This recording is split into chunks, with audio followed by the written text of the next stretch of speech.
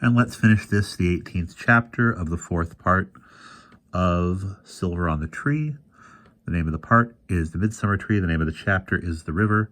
And that's where the Drews, Merriman, Will, Bran, and John Rowland are and have just met with King Arthur, who has acknowledged his son, has offered him a place at the castle at the back of the North Wind when the battle is over, and has returned the sign belt to Will. John Rowlands rose slowly to his feet at the stern of the boat, where he had been silently sitting. Will could see him only as a vague shape. He could not tell how much Rowlands saw of what was happening. Rowlands reached out an arm into the darkness, standing pressed against the gunwale of the boat, and with fear and longing in his voice called out something in Welsh, and then he called, "Blodwen! Blodwen!" Will closed his eyes at the pain in the voice and tried not to hear or think.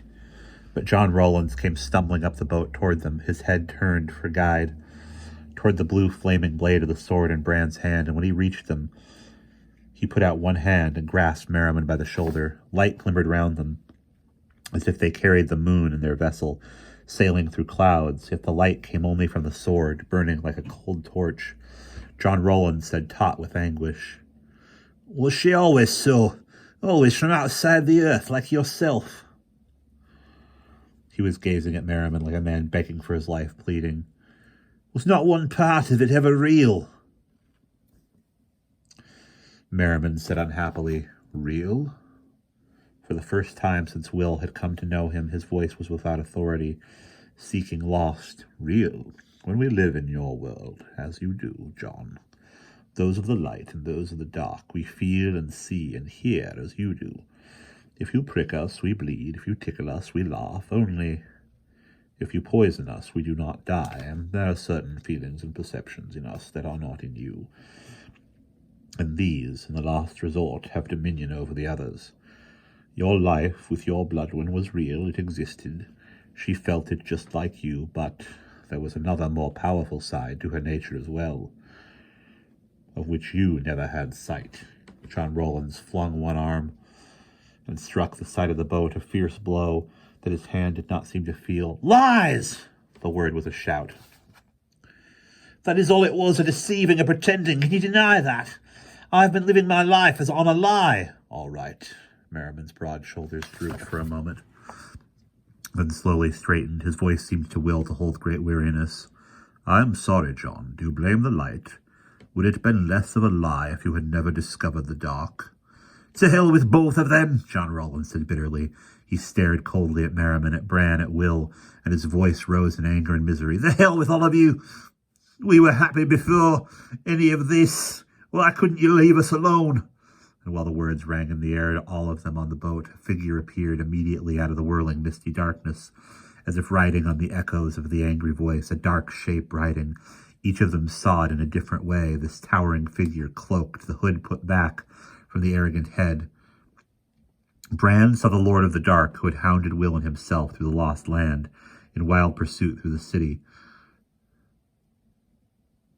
In wait beside the castle, in roaring fury at their achieving of the sword. Jane and Simon and Barney saw a figure they had hoped to forget from days earlier in their lives when they had been caught up in search of the grail of the light. A black-haired, black-eyed man named Hastings, fierce and powerful, and in the end, raging with the urge for revenge. Will saw the Black Rider riding his black stallion in a whirling cloudy turret of the dark, with one side of his face turned away out of sight. He caught the glare of a blue eye beneath glistening chestnut hair, and the sweep of a robed arm as the rider turned in his saddle, pointing at Bran. The tall horse reared up over them, hooves glinting, eyes white and wide. Beside him, Will saw Jane instinctively duck. "A challenge, Merlion!" the rider called. His voice was clear but faint, as if muffled by the surrounding dark. "We claim there is no place for the Pendragon, the boy, in this flight and this quest. A challenge! He must go!" Merriman swung round, turning his back in contemptuous dismissal, but the rider did not move, but stayed by them.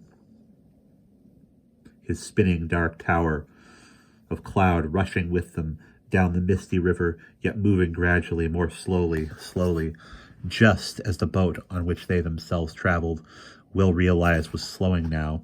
Soon it was motionless, resting on the still water.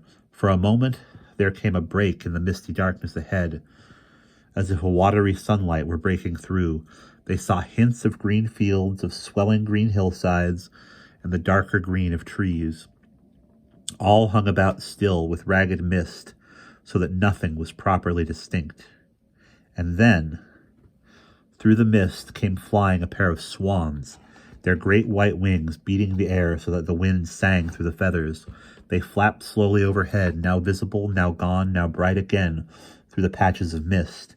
And then both dived and came awkwardly down on either side of the boat, skidding into the river, settling long necks, taking back their peaceful, graceful curve. And in the moment of raising his eyes from the two handsome birds, Will saw, as if standing high on the prow of their boat, the figure of a lady. She was neither old nor young now, her beauty ageless. She stood a straight, upright figure with the wind blowing round her, the folds of a robe blue as an early morning sky. Will leapt forward, overjoyed, reaching out a hand in welcome, but the lady's fine-boned face was grave. She looked at Will as if she did not properly see him, and then at Merriman, and then at Bran. Her gaze flickered over the others, with a hint of a pause for Jane, and then came back to Merriman. "The challenge holds," she said. Will could not believe what he heard. There was no emotion in the musical voice. It stated merely, without expression, but with utter finality. Merriman took one quick, unthinking step forward, and then stopped. Will, not daring to look up, could see the long fingers of one gnarled, bony hand, curved tight into a fist, the nails cutting into the palm.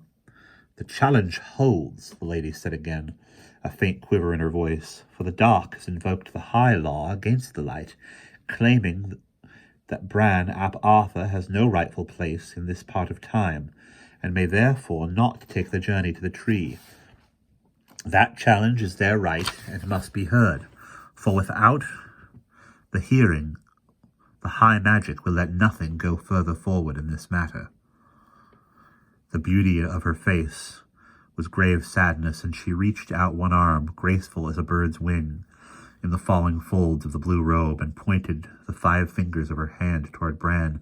For an instant a breeze blew on the still river, and there was a hint of a delicate music in the air, and then the blue light died out of the blade of Arias, and in strange, slow movement, without a sound, the sword fell to the deck of the ship, and Bran stiffened and then stood motionless, upright, his arms at his sides, a slim, dark-clad figure, with the face almost as white now as the hair, caught out of movement, as if out of life. A misty brightness took shape and hovered all about him, like a cage of light, so that he was still in their company, and yet kept separate.